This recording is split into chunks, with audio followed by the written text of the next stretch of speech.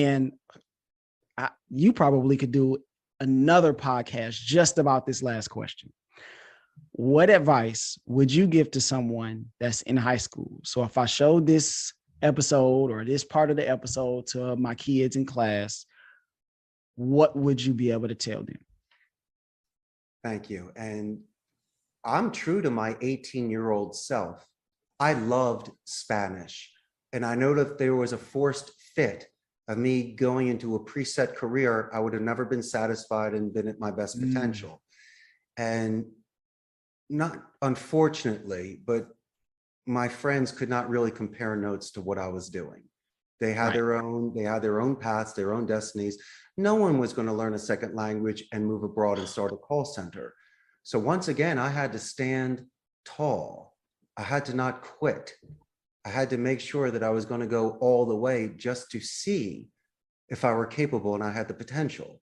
And so my suggestion for somebody at that age is to do the due diligence, to maybe do some internships or volunteer work to not just build your confidence, but to at least try these sort of industries that you might be into. Bring a notepad with you so you can actually take notes and really ask, like you did prior to this podcast. You were more than prepared. Oh, you get an A+ in my book. And so there's nothing wrong. And you're not saying they're acting like adults. No, they're acting responsibly. They're being mature.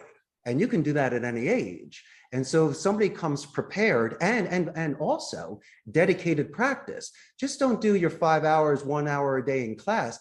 These are the sort of things you should be mastering when you're not in school, when you're not on camera.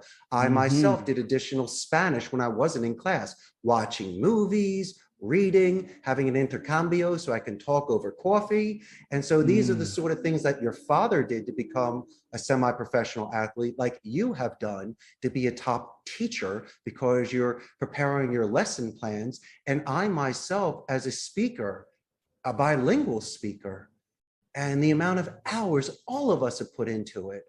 And so my suggestion for your young audience who are the future amazing leaders of this world is to do your dedicated practice, hold your ground, be true to yourself. And when you look in the mirror, give yourself 5 because you should be proud of yourself. And so those are the sort of advices that I could give to your amazing students. Wow, Richard. I mean, I can't even think of a better place for us to hang our hat.